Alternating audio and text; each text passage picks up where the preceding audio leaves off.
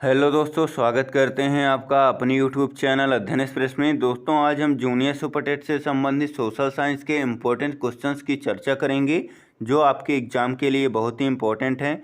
इसलिए दोस्तों वीडियो को ध्यान से देखें और लास्ट तक ज़रूर देखें। यदि दोस्तों चैनल पर पहली बार आए हैं तो चैनल को सब्सक्राइब कर लें और बेल आइकन प्रेस कर दें ताकि आपको समय से नोटिफिकेशन मिलता रहे। आइए दोस्तों शुरू करते हैं, देखते हैं पहला क्वेश्चन। आइए देखते हैं पहला क्वेश्चन है दोस्तों, दिल्ली के किस सुल्तान ने सिकंदर द्वितीय यानी सानी की उपाधि धारण की थी। यहाँ पे ऑप्शन है हमारे, पहला ऑप्शन है सिकंदर लोदी, दूसरा है इल्तुतमिश, तीसरा है बलबन और चौथा है अलाउद्दीन खिलजी। तो दोस्तों इस प्रश्न का राइट आंसर क्या हो जाएगा? इसका राइट आंसर हो जाएगा हमारा ऑप्शन नंबर डी, यानी दोस्तों अलाउद्दीन खिलजी ने सिकंदर द्वितीय की उपाधि धारण की थी। ठीक है, इसे सिकंदर द्वितीय कहा जाता था, इसलिए राइट आंसर हो जाएगा option number D. Alauddin Khilji दोस्तों खिलजी वंश का था और ये खिलजी वंश का संस्थापक भी था। ठीक है, आइए देखते हैं अगला क्वेश्चन है दोस्तों, सिकंदर लोदी ने किस नगर की स्थापना की? इलाहाबाद, सिकंदराबाद, कानपुर या आगरा। तो दोस्तों सिकंदर लोदी ने किस नगर की स्थापना की थी? तो इसने आगरा की स्थापना की थी, इसलिए राइट आंसर हो जाएगा option number D. Option number D दोस्तों इस क्वेश्चन का राइट आंसर हो जाएगा। आइए देखते हैं अगला प्रश्न है दोस्तों, एक शिलालेख में कहा गया है कि दिल्ली के सुल्तान को खुदा के द्वारा चुना गया है क्योंकि उसमें मौसिम तथा सोलोमन जैसे गुण विद्यमान हैं। दिल्ली का सुल्तान कौन था? ऑप्शन है यहाँ पे, सिकंदर लोदी, फिरोज शाह तुगलक, बलबन या अलाउद्दीन खिलजी। तो दोस्तों ये किसके बारे में कहा गया है और ये दिल्ली का सुल्तान कौन था? तो दोस्तों इसका राइट आंसर है ऑप्शन नंबर डी, यानी Alauddin Khilji. Option number D दोस्तों इसका राइट आंसर हो जाएगा। आइए देखेंगे अगला क्वेश्चन है हमारा, इल्तुतमिश किस वंश का शासक था? सैयद वंश, खिलजी वंश, गुलाम वंश या लोदी वंश। तो दोस्तों इल्तुतमिश किस वंश का संस्थापक था? तो यह हमारा गुलाम वंश का शासक था। ऑप्शन नंबर सी इसका राइट आंसर हो जाएगा। ठीक है, ऑप्शन नंबर सी इसका राइट आंसर हो जाएगा। अगला क्वेश्चन है दोस्तों, दिल्ली के किस सुल्तान ने ब्राह्मणों पर भी जजिया कर लगाया था? ऑप्शन है यहाँ पे, मोहम्मद बिन तुगलक ने, अलाउद्दीन खिलजी ने, फिरोज शाह तुगलक ने या बलबन ने। तो दोस्तों दिल्ली के किस सुल्तान ने ब्राह्मणों पर भी जजिया कर लगाया था? तो इसका राइट आंसर हो जाएगा ऑप्शन नंबर सी, यानी फिरोज शाह तुगलक ने ब्राह्मणों पर भी जजिया कर लगा दिया था।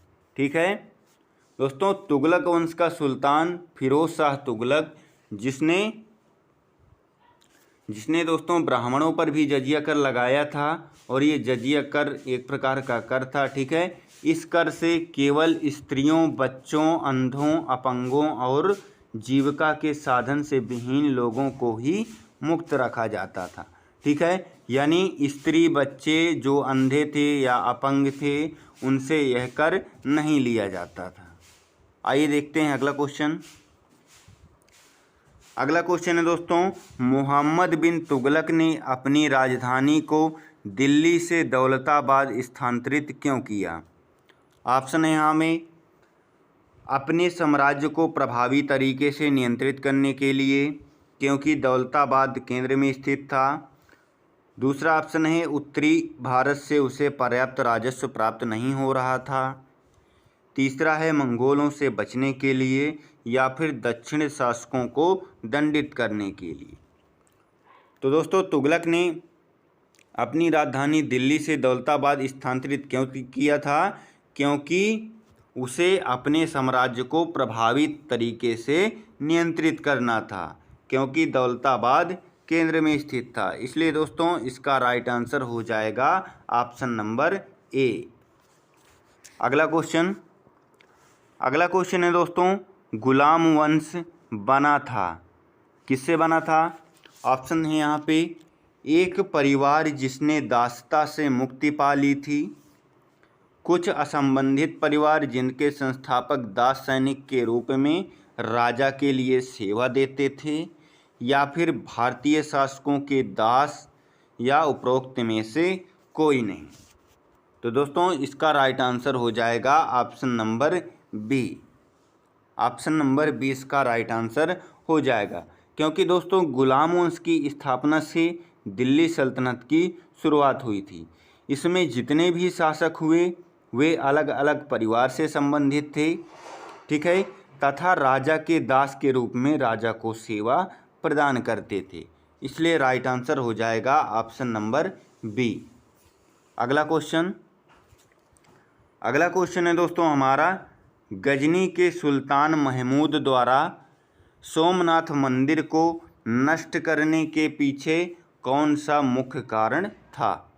ऑप्शन है यहाँ पे, उसे मंदिर की वास्तुकला पसंद नहीं थी, दूसरा कह रहा है उसने इस्लाम के महान नायक के रूप में श्रेय लेने की कोशिश की, और तीसरा ऑप्शन है वह किसी अन्य उद्देश्य के लिए मंदिर का प्रयोग करना चाहता था, या वह वहाँ एक महल बनाना चाहता था।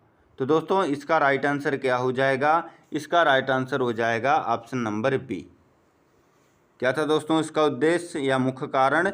उसने इस्लाम के महान नायक के रूप में श्रेय लेने की कोशिश की थी, इसलिए वह सोमनाथ मंदिर को नष्ट किया था। ठीक है, ऑप्शन नंबर बी इसका राइट आंसर हो जाएगा।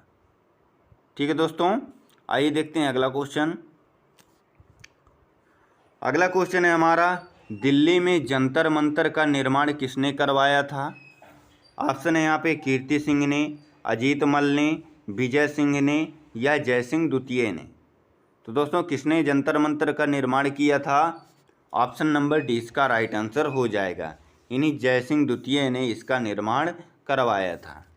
ठीक है, अगला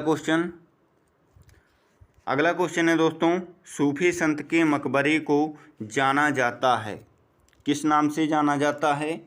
ऑप्शन है यहाँ पे, ईदगाह, गुलफरोसा, दरगाह, या खानकाह। तो दोस्तों सूफी संत के जो मकबरे होते हैं उन्हें क्या कहा जाता है? तो यहाँ पे कौन सा राइट आंसर हो जाएगा? यहाँ पे राइट आंसर हो जाएगा ऑप्शन नंबर सी, यानी दरगाह कहा जाता है। ठीक है, सूफी संत के मकबरे को दरगाह के नाम से जाना जाता है। ठीक है, जो सूफी इस्लामी क्या है, एक पुण्य स्थान है। ऑप्शन नंबर सी दोस्तों इसका राइट आंसर हो जाएगा। आइए देखते हैं अगला क्वेश्चन। अगला क्वेश्चन है यहाँ पे, शेख निजामुद्दीन औलिया इनमें से किस सूफी संत के शिष्य थे? ऑप्शन है यहाँ पे, मखदूम याहया मनेरी, बाबा फरीदुद्दीन गंजे शंकर, कुतुबुद्दीन बख्तियार काकी, या अब्दुल कादिर गिलानी।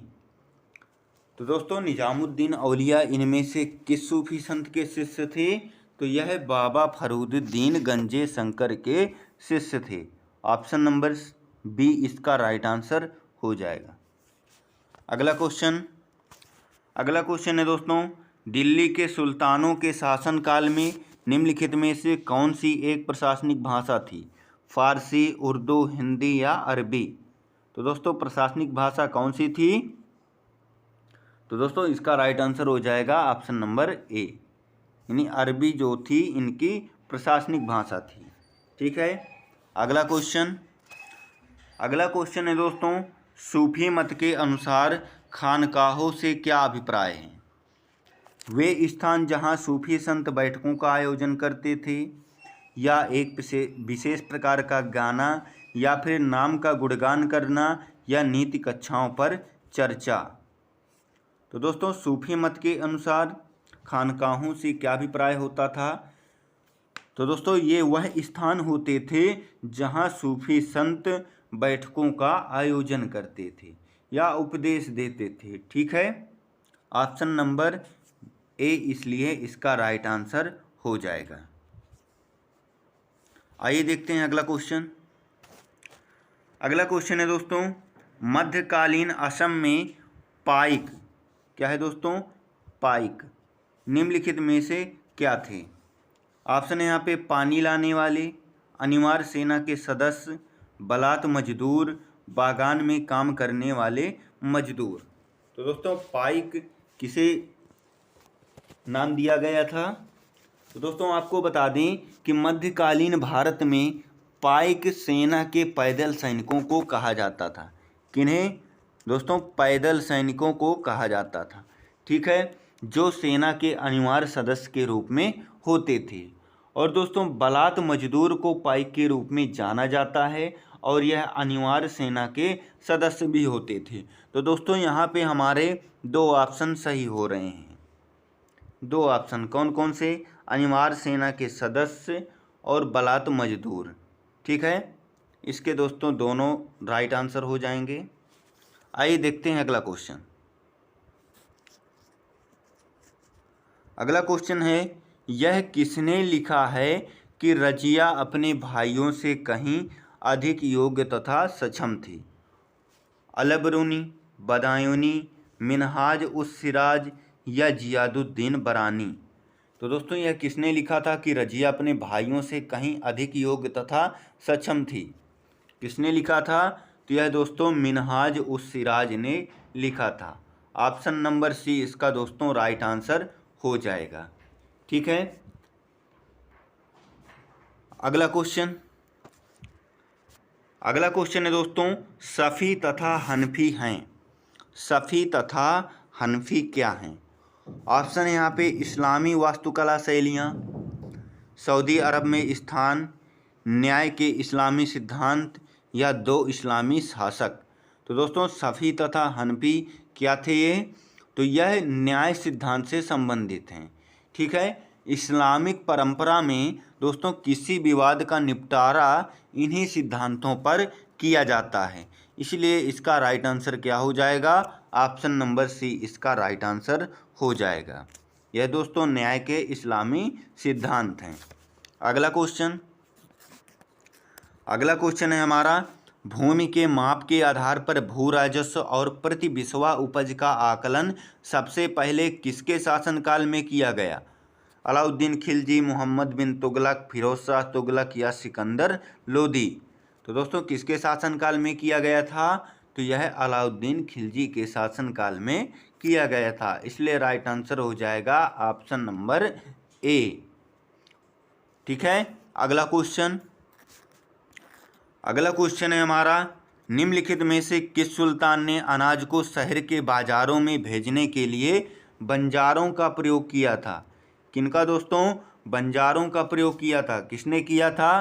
तो यह भी दोस्तों अलाउद्दीन खिलजी ने किया था। ऑप्शन नंबर बी इसका राइट आंसर हो जाएगा। अगला क्वेश्चन है हमारा, दक्षिण भारत में चिश्ती सिलसिले का प्रमुख केंद्र क्या था? गुलबर्गा, गोलकुंडा, बीजापुर या बीदर? तो दोस्तों दक्षिणी भारत में चिश्ती सिलसिले का प्रमुख केंद्र कौन था? तो गुलबर्गा था। कौन? गुलबर्गा। ऑप्शन नंबर ए इसका राइट आंसर हो जाएगा, ठीक है दोस्तों। दक्षिण में चिश्ती सिलसिले की स्थापना कब की गई थी? 1340 ईस्वी में की गई थी। 1340 ईस्वी में की गई थी। और दोस्तों बुरहानुद्दीन गरीब ने दौलताबाद की थी, ठीक है, दौलताबाद की थी। दक्षिण में चिश्ती सिलसिला का प्रमुख केंद्र गुलबर्गा था, जो कहाँ पर था? कर्नाटक में। कहाँ पर दोस्तों? कर्नाटक में स्थित है। अगला क्वेश्चन है हमारा, इन बादशाहों में से कलंदर किसे कहा जाता है? ध्यान दीजिएगा दोस्तों, कलंदर की उपाधि किसे दी गई थी? कलंदर की उपाधि किसे दी गई थी?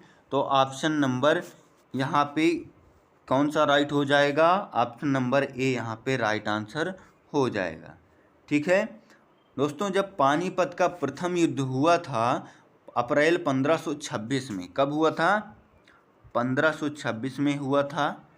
और विजय के उपलक्ष्य में बाबर ने, किसने? बाबर ने काबुल के प्रत्येक निवासी को एक चांदी का सिक्का दान में दिया था। ठीक है, प्रत्येक निवासी को एक एक चांदी का सिक्का दान में दिया था। ठीक है, अपनी इसी उदारता के कारण इसे क्या नाम दिया गया? कलंदर कहा जाता है। ठीक है, कलंदर कहा जाता है। दोस्तों, आज का वीडियो कैसा लगा? यदि अच्छा लगा हो तो लाइक शेयर करना ना भूलें, और यदि चैनल पर पहली बार आए हैं तो चैनल को सब्सक्राइब कर लें और बेल आइकन प्रेस कर दें, ताकि आपको समय से नोटिफिकेशन मिलता रहे और आपको ऐसी ही वीडियो प्राप्त होती रहें। मिलते हैं दोस्तों अगले वीडियो में। जय हिंद, जय भारत।